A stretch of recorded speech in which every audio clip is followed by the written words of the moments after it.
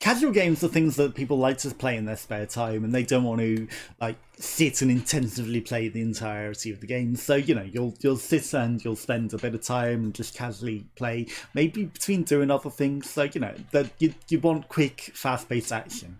Now, obviously, I'm not going to go through every single game that we've got going on here, but Nidhogg, fast-paced, quick burst levels, very frantic, very minimalistic, but you fight your way against an opponent to get to the other side.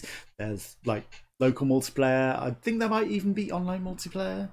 Yeah, with online multiplayer as well.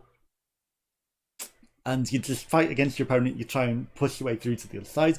Pretty good, pretty good. And it's $6.99, it's pretty cheap. And obviously there's a sequel to it. Might want to check that out. But still a good time. Osmos is a physics, very physics oriented puzzly sort of game. Obviously you end up with these bubbles and you're trying to absorb other bubbles to try and take over the whole of the level. There's a lot more mechanics besides just that, but it's very casual, very good. Obviously it's a puzzly sort of game as well, and I enjoyed it. There's one really challenging level that comes up in it, but with a cool calming soundtrack that it's got going on, you just float around, you shoot out bits of your own bubble to try and gain momentum, so you have to be careful how you use that, because obviously if you become too small you might not absorb the thing that you're coming up to. They show it well, because the highly blue things are the ones that you can absorb, the red things will absorb you, and then obviously you're trying to eat the other blue ones to become bigger so you can go and eat those because they'll become blue. And then there's purpley sorts of ones, like you can sort of see there, that are close to becoming red. So if you're not careful and you go to that one while spitting out too much, you might end up being absorbed by that. And then there's other mechanics as well, like things that move and gravity wells and a lot of things like that. But yeah, it was a good time, and it's pretty cheap, so I enjoyed it. Shopped items, free to play.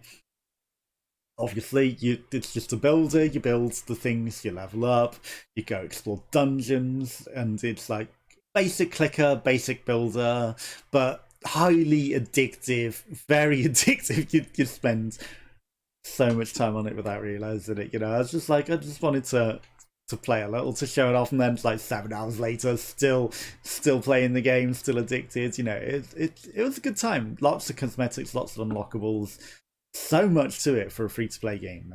And, definitely good fun. Obviously you get games like this which are like point and click adventure sorts of games, except this isn't a point and click, it's more of a wander around and explore and discover the little secrets. Cute little fun narrative. And we've got Overmatch, which again shows off a different kind of casual game, which is like the match 3, obviously, but with other stuff going on to it. So there's other sorts of things. It's not like a sexual match 3, which is often a mainstay. But yeah, there's a cool and interesting stuff. So it's like sort of a roguelike-y sort of match 3. So it's a different take on it, casual but fun, with where you have to defeat the waves of enemies through the matching the 3. Then Cat Goes Fishing. You're just a nice casual fishing game. You're fishing for the different fish. You're trying to catch all the different fish, and then use fish to try and catch other fish. So you learn different things. Very casual, but highly addictive. Then Hollywood Roast, again, a very different sort of casual game. You can play it online, and you craft the finest insults. So you get words and things to put together, and then you swap between the different sides to try and complete your sentence from the words available, and the best insult wins. Like the most offended person loses. So yeah, it's a good time. You got like a health bar which depletes the more insulted you are. Like certain characters are insulted more by certain things. So yeah, it was a good time. Obviously there's the Hollywood Roast, but there's also just the basic insult simulator again. And £2.79, good price at that, but often it's reduced, even cheaper than that. Valhalla, very fast-paced multiplayer online game. Obviously it's looking like Kung Fu Panda in that preview, but whatever reason they update it that they've got Kung Fu Panda now, because they got the tiger, they got the panda. Tigress, it is Kung Fu Panda. Oh my god, they've merged with Kung Fu Panda for official characters. Very fun brawling action game, multiplayer platformer, definitely a lot of fun. Altitude. I played so much of this before it even went free to play. You fly around as different aeroplanes, you shoot the other airplanes down. Very casual, very fun. You know, I paid for it before it was free to play. So, you know, it was good times, good times. Without My Arms, streamer, challenging, spit yourself across the level with your tongue. Lots of secrets, lots of interesting things. It's a Bennett Folly getting over it sort of thing, but with its own sort of twist. Cool imagery, cool narrative. I know I said I'm not going to go through everything, I'm going through everything. Shoot 'em up, very fast levels, interesting bosses, can be played multiplayer. Casual fun, very quick levels, like they're 20-second long levels. Very, very good. Very recommended. Then obviously, like the usual, just go up forehead mechanic.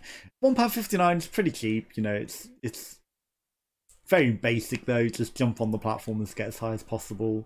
You know, it's a bit too simple for me. Its online multiplayer capability is pretty cheap, pretty casual, but you know, just could have been more. Game Simulator, very crazy. Very crazy, very casual exploration, just do whatever you want. Geometry Dash, good casual game actually.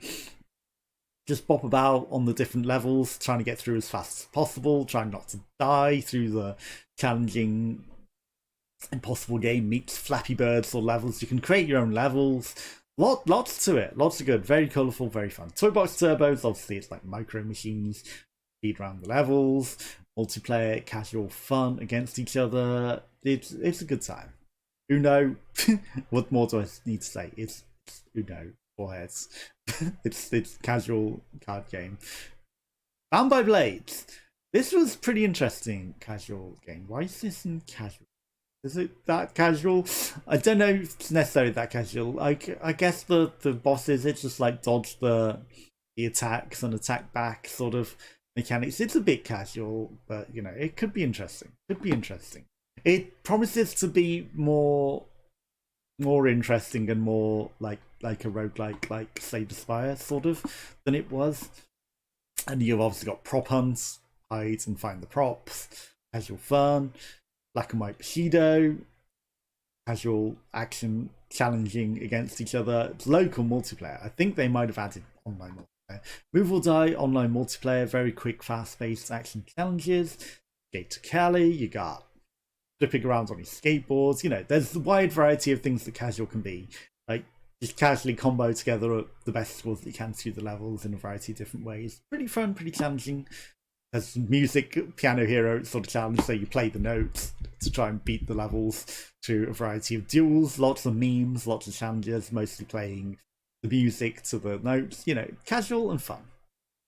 Vive Leroy, it's sort of a casually sort of puzzler. I liked it. Interesting, short, quick levels, you know, you could easily blast through them. So, you know, casual in my opinion. Then we've got Lakeview Cabin, again, you know, quick, quirky levels, retro, horror inspired, like horror movies. Very fun, very interesting. Nova Drift, it's asteroids. But as we know it, Jim, it's roguelike asteroids. It's really cool actually. And you know, whilst I've deemed it in the casual category because it's like, you know, quick, easy sort of action, you can go for pretty long runs and pretty challenging to shoot them up actually. But really well done. Are we in casual games? Yeah. Like for a moment I'm like, are we in casuals or are we in like some of the category? Necroone, obviously puzzle, very standard, collect the things, don't eat your tail as you block the entire level up. Tadpole Treble, again, very musical based, move up the sort of levels. Interesting casual challenge. Definitely recommend it. It's pretty cheap, it's pretty good. Then we've got Thinker, which is very minimalistic, challenging puzzles. You can casually do this in your own sort of time. You know, it's very casual puzzle game. One Finger Death Punch, mash the buttons to win.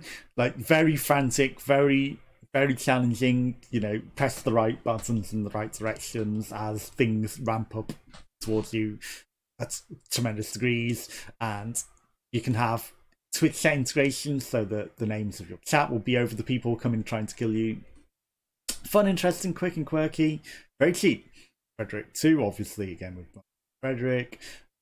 Fu. So this is more like an online brawler in small areas. You know, fun, casual multiplayer fun. Party Hard 2, again, you know, very different. You're in your own sort of, you're in the level, you're trying to murder everyone in the challenges. Very casually you can take it, you know, just complete the challenges, complete everyone. You don't need to be too intensively invested. Just go play a level, have some fun, mess about, try and murder everyone, try and complete all the challenges, try and find the secrets if you want. Pretty good. Pac-Man 256, obviously it's Pac-Man, but as you know it again, you're going and outrunning a glitch and going up the levels with, it's like never-ending Pac-Man. It's endless Pac-Man. It's good fun. It's pretty cheap, really good fun. Obviously, the original Insult Simulator, £1.59. Ready to that. Fistful of Gun, again, trailer's gonna be weird, but it's like 8-bit casual shoot 'em up running around, fighting things. Then you got Shatter, which is like a Pong-like, but sideways and with more graphics and powers and things. And you got Cooking Witch, which was just fly around collecting all the things. You know, it's very casual, very colourful, pretty fun, pretty cheap, short and casual, worth it. And then you got Forager, which again, you know, very casual, but you unlock more things, and you know, it's essentially a clicker, but it's well disguised, well done clicker game. Like, it's pretty good for what it is. You gather things. There's a good twist on the clicker game. Collecting resources to buy things and repeat over time. You gain more islands, you gain more stuff. Very casual that you can play in the background and chill out to. So yeah, it's highly recommended. So these are the casual games. Might be adding more to the list.